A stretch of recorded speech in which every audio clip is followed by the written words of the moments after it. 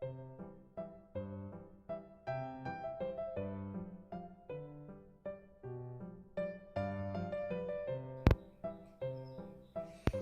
Friends, welcome to J channel. நான் உங்கள் லக்ஷ்மி பேசுகிறேன். இப்போ புயல்னால பார்த்தீங்கன்னா இப்போ 2-3 நாளாக நமக்கு மழை வந்துட்டுருக்கு. இனி அந்த மழை வந்து இன்னொரு 5-6 வாரம் ஒரு வாரம் தொடரும்னு சொல்கிறாங்க. அதுக்கு வந்து நம்ம இயற்கையாக கிடைச்ச பொருளை வச்சு நம்ம சளி இருமல்லேருந்து நம்ம எப்படி பாதுகாத்துக்கலான்னு பார்க்கலாம். இப்போ நமக்கு இயற்கையில் கிடைச்ச இந்த வெற்றிலை, இப்போ இந்த வெற்றிலைக்கு ஏன் இந்த பேர் வந்துச்சுன்னு பார்த்தீங்கன்னா, வெற்றிலையில் பூவோ காயோலாம் இருக்காது, வெறும் இலை மட்டும்தான் இருக்கும். அதனால தான் இதுக்கு வெற்றிலைன்னு பேர் வந்துச்சு.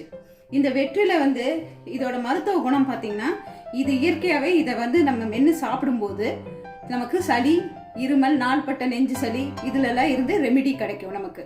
அதுக்கு வேண்டி இன்னைக்கு நம்ம இந்த வெற்றிலை, கற்பூர இலை, இஞ்சி, மிளகு, ஜீரகம் இதை வச்சு ஒரு கஷாயம் ரெடி பண்ண போகிறோம். அதே மாதிரி ஒரு பழமொழி சொல்லுவாங்க பார்த்தீங்கன்னா, ஒரு வெத்தலையும் 5 மிளகும் கையில் இருக்கவன் பகைவன் வீட்டில் கூட போய் தைரியமாக சாப்பிட்லான்னு சொல்லுவாங்க. அந்த மாதிரி ரொம்ப பெயர் போனது. இப்போ இந்த வெத்தலையை நீங்கள் எடுத்தோன்னே அப்படியே யூஸ் பண்ணாதீங்க.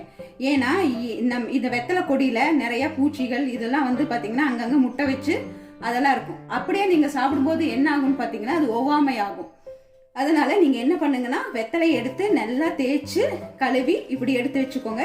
இப்போ வந்து நான் கஷாயத்துக்கு ஒரு 2 வெத்தலை பொரிச்சு அதை கழுவி வச்சுருக்கேன். அதோட ஒரு 10-20 மிளகு, கொஞ்சம் ஜீரகம், இஞ்சி. இப்போ இந்த வெத்தலையும் மிளகும் போடும்போது என்ன பார்த்தீங்கன்னா, இந்த வெத்தலையும் மிளகும் செஞ்சு செய்யற கஷாயத்தில் நம்ம சாப்பிடும்போது ஒரு மேஜிக் என்னன்னு கேட்டிங்கன்னா, நமக்கு நுரையீரலில் நாள்பட்டு தங்கி இருக்கிற சளி கூட உங்களுக்கு உடனே ரிலீவ் ஆகும். இதை வெத்தலை வந்து ஒரு மாதிரி காரத்தன்மை இருக்கிறதுனால நீங்கள் குழந்தைகளுக்கு கொடுத்தீங்கன்னா அவங்க சில டைம் இதை வந்து நான் சாப்பிட மாட்டேன்னு சொல்லுவாங்க. நீங்கள் என்ன பண்ணுங்கன்னா, ஒரு வெத்தலையை நல்லா தூளாக பிச்சு ஒரு டம்ளர் தண்ணியில் நல்லா கொதிக்க வச்சு அந்த டம்ளர் 1/4 டம்ளர் ஆகிற வரைக்கும் வச்சிருங்க. அந்த 1/4 டம்ளர் தண்ணி எடுத்து ஒரு 2-3 ஸ்பூன் தேன் கலந்து குழந்தைகளுக்கு கொடுங்க. அப்படி கொடுத்தீங்கன்னா ஆரம்ப காலகட்டத்தில் இருக்கிற சளி நெஞ்சு சளி இதெல்லாம் குழந்தைகளுக்கு ரிலீவ் ஆயிடும். இப்போ நம்ம சொல்ல போகிறது வந்து, இப்போ நாள்பட்ட சளி இருக்கிறவங்க அவங்க வந்து இந்த கஷாயத்தை யூஸ் பண்ணலாம். இப்போ பாருங்கள் ஃப்ரெண்ட்ஸ், நான் வெத்தலையை எப்பவும் சொல்கிறேன், வெத்தலையை நல்லா கழுவி எடுத்துக்கோங்க. அதில் ஏதாவது பூச்சிகள் முட்டை இல்லை ஏதோ கண்ணுக்கு தெரியாத சில பூச்சிகள்லாம் இருக்கலாம். அதனால் வெத்தலையை கழுவி எடுத்துக்கோங்க. வெத்தலை இன்னொன்று நல்ல மங்களகரமான பொருள். அந்த காலத்துலலாம் சொல்லுவாங்க, சுமங்கலிங்கெல்லாம் கண்டிப்பாக வெத்தலை பாக்கு போடணும் அப்படின்னு சொல்லுவாங்க. அதில் எல்லாத்துலேயும் ஒரு அர்த்தம் இருந்தது. இதில் வந்து கால்சியம் ஜாஸ்தி இருக்கிறதுனால, இரும்பு சத்து கால்சியம்லாம் இருக்கிறதுனால உங்களுக்கு வந்து மூட்டு வலி இதெல்லாம் எதுவும் வராது. இப்போ நான் வந்து 2 வெத்தலை எடுத்திருக்கேன். 2 வெத்தலை எடுத்து அதுக்கு முன்னாடி நம்ம கேஸ்ல 2 டம்ளர் தண்ணி ஒரு பாத்திரத்தை வச்சு அதில் 2 டம்ளர் தண்ணி எடுத்துக்கோங்க.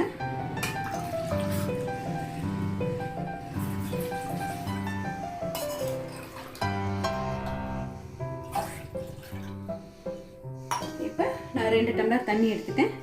இப்போ இந்த வெத்தலையை நம்ம என்ன பண்றோம்னா, இதை வந்து நம்ம நல்லா இந்த இடிக்கல் வச்சு இடிச்சும் போடலாம். அப்படி இல்லையா, நல்லா இப்படி இது பண்ணி எடுத்து 2 வெத்தலைய அதில் போட்டுருங்க. அதுக்கப்புறம் நீங்கள் என்ன பண்ணுறீங்கன்னா, இஞ்சியும் பார்த்தீங்கன்னா, இஞ்சியோட மருத்துவ குணங்கள் பார்த்தீங்கன்னா, இஞ்சி வந்து நமக்கு ஜீரண கோளாறு எது இருந்தாலும் பித்தம் இதெல்லாம் இருந்தாலும் இஞ்சி எடுத்துரும். அப்போ இந்த இஞ்சியை என்ன பண்ணுங்கன்னா, இஞ்சி ஒரு சின்ன துண்டு எடுத்து இந்த இடிக்கல்ல வச்சு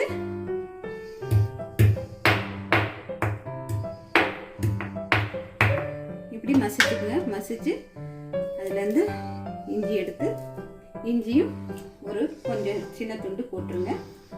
போட்டுட்டு அதுக்கப்புறம் மிளகும் லைட்டாக நம்ம இடிச்சுக்கலாம்.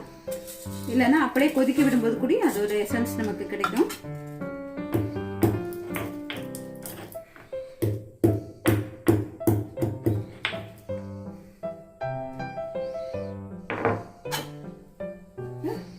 அந்த 10-20 மிளகு இடிச்சதையும் போட்டுட்டேன்.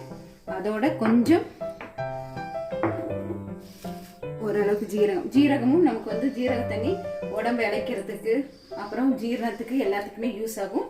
இப்போ பார்த்தீங்கன்னா ஃப்ரெண்ட்ஸ், இது 4 ஐட்டத்தையும் சேர்த்துருக்கேன். இதை 2 டம்ளர் தண்ணி வந்து 1 டம்ளர் தண்ணியாக ஆகிற வரைக்கும் நம்ம வந்து அதை அப்படியே கொதிக்க விடணும். 1 டம்ளர் ஆனவுடனே அதை வடிகட்டி நம்ம இது பண்ணலாம். ஹலோ ஃப்ரெண்ட்ஸ், இப்போ 2 டம்ளர் தண்ணி ஊற்றிருந்தோம். அந்த தண்ணி நல்லா கொதிச்சு இப்போ 1 டம்ளர் ஆயிடுச்சு. நம்ம கஷாயம் ரெடி ஆயிடுச்சு. ஓகே ஃப்ரெண்ட்ஸ், இப்போ இதை வடிகட்டி நம்ம யூஸ் பண்ணலாம். பாருங்க, இதை எடுத்து வடிகட்டி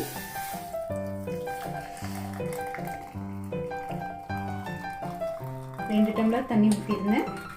அது 1 டம்ளர் தண்ணி ஆயிடுச்சு. இதை நம்ம வந்து சின்ன குழந்தைகளுக்கு கொடுக்கும்போது பார்த்தீங்கன்னா நம்ம வந்து இது பண்ணலாம், தேன் கலந்து கொடுக்கலாம். பெரியவங்களுக்குன்னா அப்படியே கொடுக்கலாம். இப்போ நாள்பட்ட சளி, நுரையீரல் சளி இருக்குது, நாள்பட்ட சளி இருக்குது, வீசிங்கெல்லாம் இதை எடுத்துக்கிறோன்னா இதுக்குன்னு பார்த்தீங்கன்னா நம்ம சித்தர்கள் சொன்ன மாதிரி காலையில் டைம் தான் உங்களுக்கு வந்து இதுக்கு உகந்த டைம். மார்னிங் வந்து ஒரு 5:30லேருந்து 6:30க்குள்ளே இதை எடுத்துட்டிங்கன்னா அந்த டைம் வந்து உங்களுக்கு குடிக்கும்போது நல்ல ரெமெடி தரும். ஓகே ஃப்ரெண்ட்ஸ், இந்த வீடியோ பிடிச்சிருந்தா லைக் பண்ணுங்கள், ஷேர் பண்ணுங்கள், கமெண்ட் பண்ணுங்கள். இது வரைக்கும் நம்ம சேனலை பார்த்து சப்ஸ்கிரைப் பண்ணாமல் இருந்தீங்கன்னா சப்ஸ்கிரைப் பண்ணுங்கள் friends. Okay friends, take care, bye by.